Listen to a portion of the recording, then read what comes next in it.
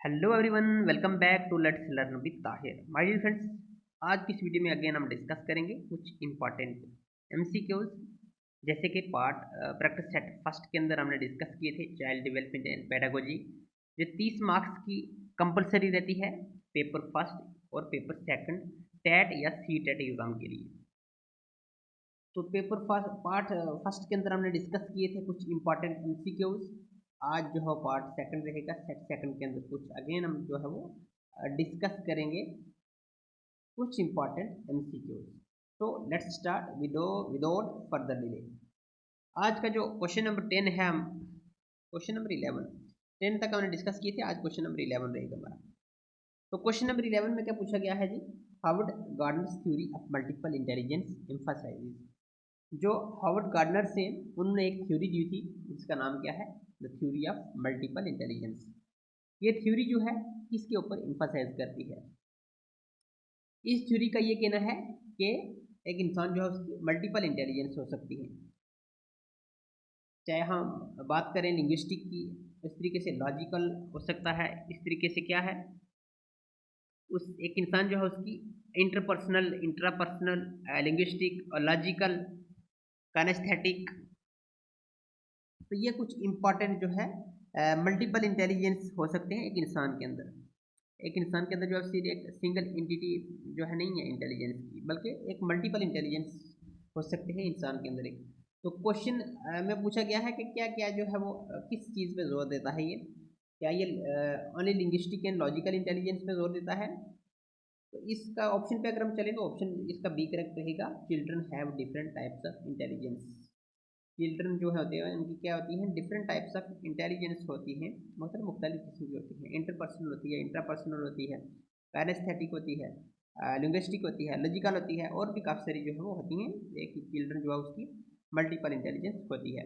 ये इस थ्योरी की अगर हम बात करें तो हार्वर्ड गार्डनर ने जो ये थ्योरी मल्टीपल इंटेलिजेंस जो है ये दी थी 1983 में। 1983 के अंदर ये थ्योरी जो है इन्होंने दी थी, इस थ्योरी को प्रपोज किया था। और एक बुक है frames of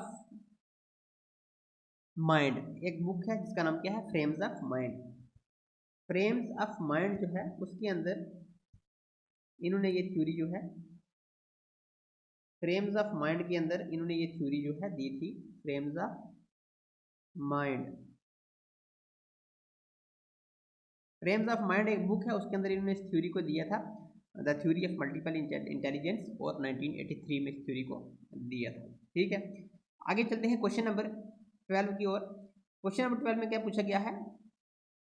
which of the following strategies help slow learners. जो स्लो लर्नर्स होते हैं, जो धीरे धीरे सीखते हैं, उनके लिए कौन सी स्ट्रेटजी जो है वो हेल्पफुल साबित होती है? कौन सी स्ट्रेटजी जो उनको हेल्प करती है स्लो लर्नर्स को सीखने में? तो इसका करेक्ट आंसर रहेगा प्रोवाइड एक्स्ट्रा गाइडेंस इन पीर सपोर्ट। जो स्लो लर्नर्स होते हैं उनको हम एक किस्म की एक्स्ट्रा गाइडेंस प्रोवाइड कर सकते हैं, और एक पीर सपोर्ट जो है वो उनको मिलेगी, तब जाके जो है वो क्या करेंगे, इस तरीके से ये स्टडी जो है उनको हेल्प करेगी सीखने में। उसके बाद जी क्वेश्चन नंबर 13 है, play in early childhood is important because.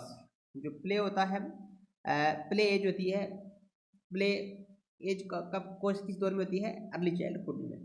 Childhood जो है वो दो किस्म में होता है, एक तो होता है अर्ली चाइल्डहुड, एक होता है अर्ली अर्ली चाइल्डहुड, और एक होता है लेटर।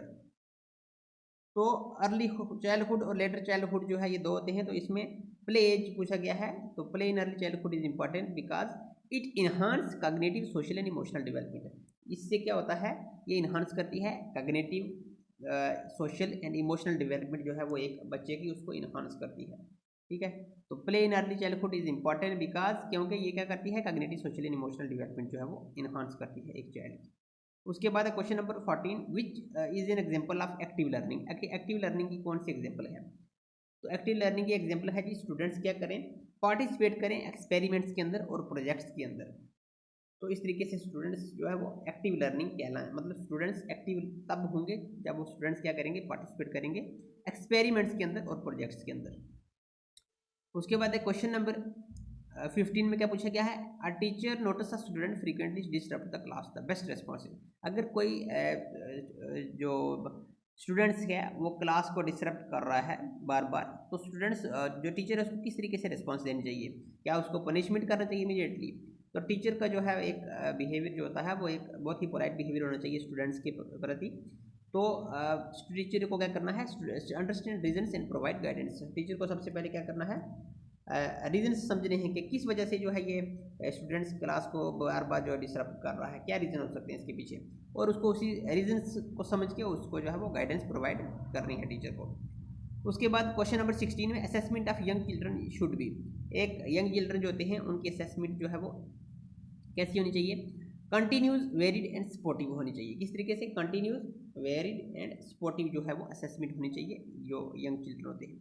ठीक है जी। उसके बाद question number 17, the term differentiated instruction means, the term differentiated instruction means. तो इसका अगर हम आंसर की बात करें तो इसका आंसर रहेगा option B, adjusting teaching to meet different learning needs. आपने टीचिंग को उस लेवल पर जाकर एडजस्ट करना है जो भी स्टूडेंट्स की जो डिफरेंट लर्निंग नीड्स होती हैं उनको पूरा करने के लिए अपनी टीचिंग को हमने एडजस्ट करना है। हालांकि बच्चों को जो है वो एक्स्ट्रा वर्क या ये चीज़ें नहीं देनी है, या फिर जो लर्निंग नीड्स हैं स्टूडेंट्स की उनको इग्नोर भी नहीं करना है। ठीक है, हमने क्या करना है, अपनी टीचिंग को एडजस्ट करना है उस हिसाब से। उसके बाद question number 18, which of the following encourage problem solving skills in children. तो कौन सी चीज़ जो है इंकरेज करती है प्रॉब्लम सॉल्विंग स्किल्स को चिल्ड्रन के अंदर, ताकि वो ज़्यादा से ज़्यादा प्रॉब्लम को सॉल्व कर पाएँ। तो ये होता है जी active based learning and questioning. Active based learning and questioning जो है ये स्टूडेंट्स के अंदर जो है वो स्टूडेंट्स को इंकरेज करती है किसी भी प्रॉब्लम को सॉल्व करने में। ठीक है जी। उसके बाद question number 19, which is an effective classroom management strategy. एक इफेक्टिव क्लासरूम मैनेजमेंट स्ट्रेटजी जो है वो क्या है, setting clear rules and positive reinforcement. क्या है, सेटिंग, हमने क्या करने हैं, कुछ क्लियर रूल जो सेट करने हैं और पॉजिटिव रिइंफोर्समेंट जो है वो देंगे। एक इफेक्टिव क्लासरूम जो है मैनेजमेंट के लिए ये स्ट्रेटजी है। उसके बाद question number 20, a teacher wants to develop creativity in students, which approach is best. अगर एक टीचर जो है वो क्रिएटिविटी लाना चाहता है स्टूडेंट्स के अंदर तो कौन सी अप्रोच जो है वो बेस्ट रहेगी। तो ये अप्रोच जो है बेस्ट सबसे बेस्ट रहने वाली है, encourage experimentation and open ended task. हमने क्या करना है, इनकरेज करने हैं एक्सपेरिमेंटेशन और एक ओपन एंडेड टास्क जो है वो बच्चों को देने हैं। इससे क्या होगा, स्टूडेंट्स के अंदर जो है वो क्रिएटिविटी डेवलप होगी। तो ये अप्रोच जो है सबसे बेस्ट रहने वाली है। ठीक है, तो ये थे हमारे कुछ 20 क्वेश्चंस आज इसकी वीडियो के अंदर हमने डिस्कस किए हैं। नेक्स्ट वीडियो के अंदर जो है अगेन हम कुछ इंपॉर्टेंट एमसीक्यू जो है चाइल्ड डेवलपमेंट एंड पेडागोजी पे लाएंगे। तो वीडियो अगर अच्छी लगी वीडियो को लाइक और चैनल को सब्सक्राइब जरूर करें और साथ में लगी बेल आइकन को जरूर प्रेस करें ताकि आने वाली जो भी कोई नई अपडेट होगी उसकी नोटिफिकेशन आप तक इजीली पहुंच जाए। So at the end of the video, thanks for watching, as always God bless you all.